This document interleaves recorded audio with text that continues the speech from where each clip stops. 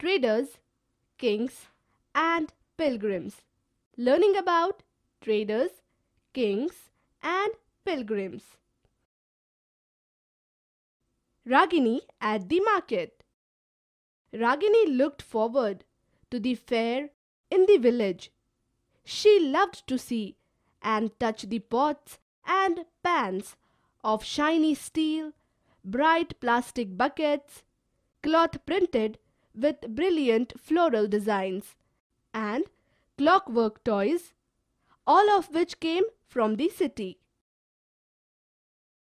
The men who spread out their wares came in buses and trucks and went back at the end of the day. Why were they always on the move? She wondered.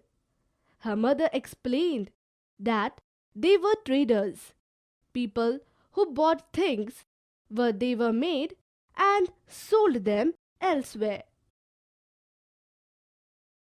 How to find out about trade and traders. The northern black polished fine pottery, especially bowls and plates, were found from several archaeological sites throughout the subcontinent. How do you think these fine potteries reached these places? Traders carry them from the places where they were made to sell them at other places. South India was famous for gold, spices, especially pepper, and precious stones. Pepper was particularly valued in the Roman Empire, so much so that it was known as black gold. So, traders carried many of these goods to Rome in ships across the sea and by land in caravans. There must have been quite a lot of trade, as many Roman gold coins have been found in South India. Can you think of how and why these reached India? Traders explored several sea routes. Some of these followed the coasts. There were others across the Arabian Sea and the Bay of Bengal, where sailors took advantage of the monsoon winds to cross the seas more quickly. So, if they wanted to reach the western coast of the subcontinent from East Africa or Arabia, they chose to sail with the southwest monsoon, and sturdy ships had to be built for these long journeys. New kingdoms along the coasts. The southern half of the subcontinent is marked by a long coastline and with hills, plateaus, and river valleys. Amongst the river valleys, that of the Kaveri is the most fertile. Chiefs and kings who controlled the river valleys and the coasts became rich and powerful. Sangam poems mention the Movendar. This is a Tamil word meaning three chiefs, used for the heads of three ruling families, the Kolas, Keras, and Pandyas, who became powerful in South India around 2300 years ago. Each of the three chiefs had two centers of power, one inland and one on the coast. Of these 6 cities, 2 were very important, Puhar or Kaveri Pattinam, the port of the Kolas, and Madurai, the capital of the Pandyas. Many poets whose compositions are found in the Sangam collection composed poems in praise of chiefs who often rewarded them with precious stones, gold, horses, elephants, chariots, and fine cloth. Around 200 years later, a dynasty known as the Satavahanas became powerful in western India. The most important ruler of the Satavahanas was Gautamiputra Sri Satkarni. We know about him from an inscription composed by his mother Gautami Balashri. Gautamiputra Sri Satkarni and other Satvahana rulers were known as lords of the Dakshinapatha, literally the road leading to the south, which was also used as a name for the entire southern region. He sent his army to the eastern, western, and southern coasts. The story of the Silk Route. The rich, glossy colors of silk, as well as its smooth texture, make it a highly valued fabric in most societies. Making silk is a complicated process. Raw silk has to be extracted from the cocoons of silkworms, spun into thread, and then woven into cloth. Techniques of making silk were first invented in China around 7,000 years ago, while the methods remained a closely guarded secret for thousands of years. Some people from China who went to distant lands on foot, horseback, and on camels carried silk with them. Paths they followed came to be known as the Silk Route. Sometimes Chinese rulers sent gifts of silk to rulers in Iran and West Asia, and from there the knowledge of silk spread further west. About 2000 years ago, wearing silk became the fashion amongst rulers and rich people in Rome. Some kings tried to control large portions of the route. This was because they could benefit from taxes, tributes, and gifts that were brought by traders traveling along the route. In return, they often protected the traders who passed through their kingdoms from attacks by robbers. The best known of the rulers who controlled the Silk Route were the Kushanas, who ruled over Central Asia and Northwest India around 2000 years ago. Their two major centers of power were Peshawar and Mathura. Takshila was also included in their kingdom. During their rule, a branch of Silk Route extended from Central Asia down to the seaports at the mouth of the river Indus, from where silk was shipped westwards to the Roman Empire. The Kushanas were amongst the earliest rulers of the subcontinent to issue gold coins. These were used by traders along the Silk Route. A sculpture from the stoop at Sanchi. Look at the tree and empty seat below it. Sculptors carved this to indicate that the Buddha had attained enlightenment while meditating under the tree. The spread of Buddhism. The most famous Kushana ruler was Kanishka, who ruled around 1900 years ago. He organized a Buddhist council where scholars met and discussed important matters. Ashwaghosh, a poet who composed a biography of the Buddha Charita, lived in his court. Ashwaghosh and other Buddhist scholars now began writing in Sanskrit.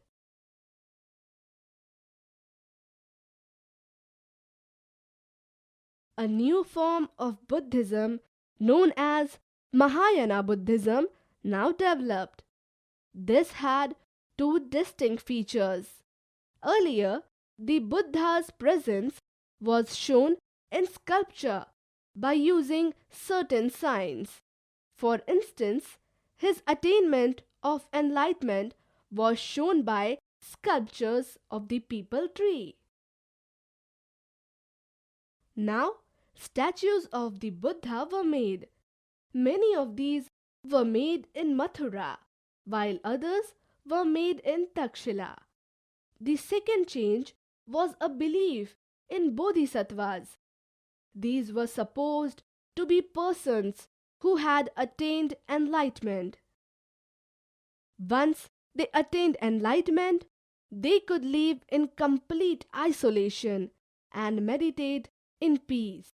However, instead of doing that, they remained in the world to teach and help other people. The worship of bodhisattvas became very popular and spread throughout Central Asia, China, and later to Korea and Japan. Buddhism also spread to Western and Southern India, where dozens of caves were hollowed out of the hills for monks to live in. Some of these caves were made on the orders of kings and queens, others by merchants and farmers. These were often located near passes through the Western Ghats. Roads connecting prosperous ports on the coast with cities in the Deccan ran through these passes. Traders probably halted in these cave monasteries during their travels. Buddhism also spread southeastwards to Sri Lanka, Myanmar, Thailand, and other parts of Southeast Asia, including Indonesia. The older form of Buddhism, known as Theravada Buddhism, was more popular in these areas. The quest of the pilgrims. As traders journeyed to distant lands in caravans and ships, pilgrims often traveled with them. Pilgrims were men and women who undertake journeys to holy places in order to offer worship. The best known of these are the Chinese Buddhist pilgrims, Faxian, who came to the subcontinent about 1,600 years ago, Huanzang, who came around 1,400 years ago, and Aiqing, who came about 50 years after Huanzang. They came to visit places associated with the life of the Buddha as well as famous monasteries. How Faxian returned to China. Faxian began his journey back to home from Bengal. He boarded a ship belonging to some merchants. They had barely traveled for 2 days when they were caught in a storm. The merchants began throwing their merchandise overboard so as to lighten the load and save the ship from sinking. Faxian threw away his meager personal belongings, but clung to his books and the statues of the Buddha that he had collected. Finally, the storm subsided after 13 days. This is how he describes the sea. The sea itself is boundless in extent. It is impossible to know east or west except by observing the sun, moon, or stars in their motions. If it is dark, rainy weather, the only plan is to steer by the wind. It took him more than 90 days to reach Java, where he halted for 5 months before boarding another merchant ship that took him to China. Huanzhang, who took the land route back to China through the northwest and Central Asia, carried back with him statues of the Buddha made of gold, silver, and sandalwood, and over 600 manuscripts loaded on the backs of 20 horses. Over 15 manuscripts were lost when the boat on which he was crossing the Indus capsized. He spent the rest of his life translating the remaining manuscripts from Sanskrit into Chinese.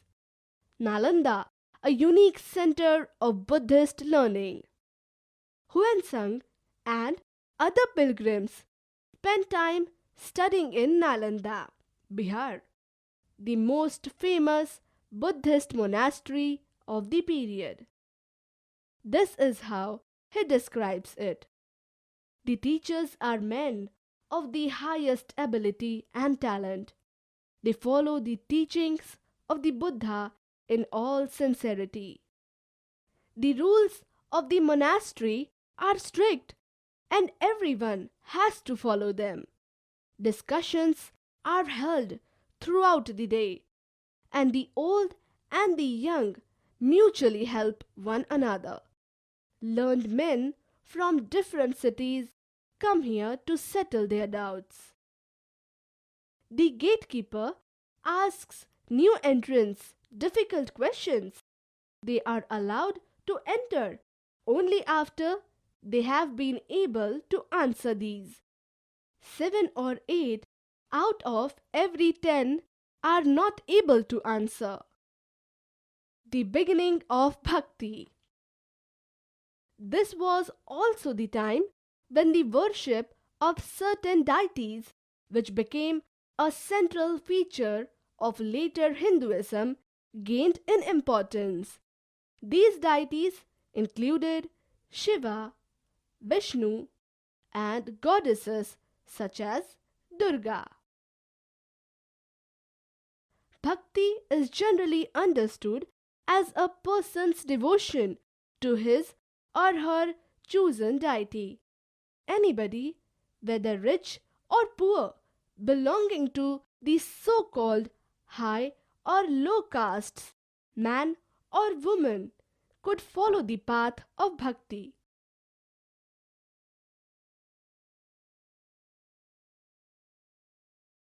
The idea of bhakti is present in the Bhagavad Gita, a sacred book of the Hindus, which is included in the Mahabharata.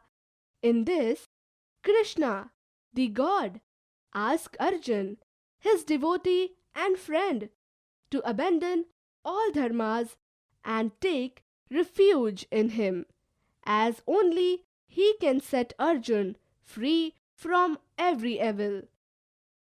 This form of worship gradually spread to different parts of the country. According to this system of belief, if a devotee worships the chosen deity with a pure heart, the deity will appear in the form in which he or she may desire. So, the deity could be thoughtful of as a human being, lion, tree, or any other form. Once this idea gained acceptance, artists made beautiful images of these deities. Vishnu as Varaha, an image from Iran, Madhya Pradesh. This magnificent statue is of a special form of Vishnu, the Varaha or boar. According to the Puranas, Vishnu took the shape of a boar in order to rescue the earth, which had sunk into water. Here the earth is shown as a woman. Bhakti comes from the Sanskrit term Bhaj meaning to divide or share. This suggests an intimate two-way relationship between the deity and the devotee. Bhakti is directed towards Bhagvat, which is often translated as God, but also means one who possesses and shares bhaga, literally good fortune or bliss. The devotee, known as the Bhakt or the Bhagavata, shares his or her chosen deity's bhaga. A poem by a Bhakt. Most bhakti literature tells us that riches, learning, and high status do not automatically ensure a close relationship with the deity. This is a part of a poem composed in Tamil by Apar, a devotee of Shiva who lived about 1400 years ago. Apar was a Vela, the leper with rotting limbs, the man who is regarded as low by the Brahmin, even the scavenger. Even these men, if they are servants, that is devotees, of him who sheltered the Ganga in his long hair, that is Shiva, I worship them, they are gods to me. Hindu. The word Hindu, like the term India, is derived from the river Indus. It was used by Arabs and Iranians to refer to people who lived to the east of the river and to their cultural practices, including religious beliefs. Elsewhere, about 2000 years ago, Christianity emerged in West Asia. Jesus Christ was born in Bethlehem, which was then part of the Roman Empire.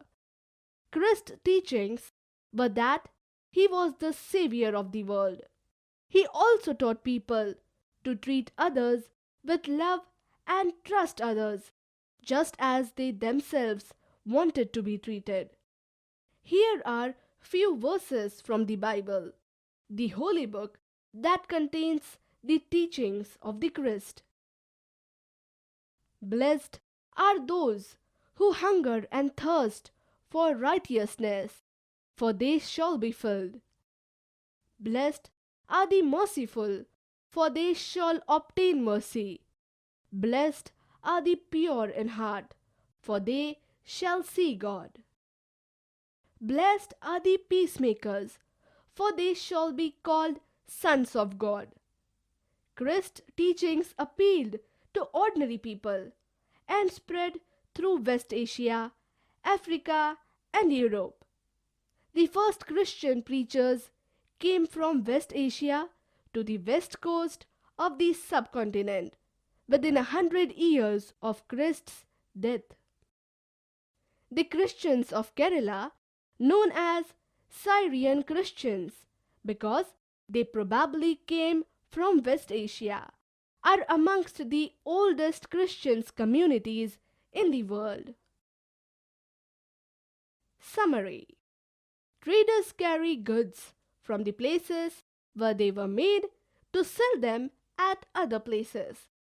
The most important ruler of the Satavahanas was Gautamiputra Shri Satkarni. Gautamiputra Shri Satkarni and other Satvahana rulers were known as lords of the Dakshinapatha. Techniques of making silk were first invented in China around 7,000 years ago. The best known of the rulers who controlled the Silk Route were the Kushanas.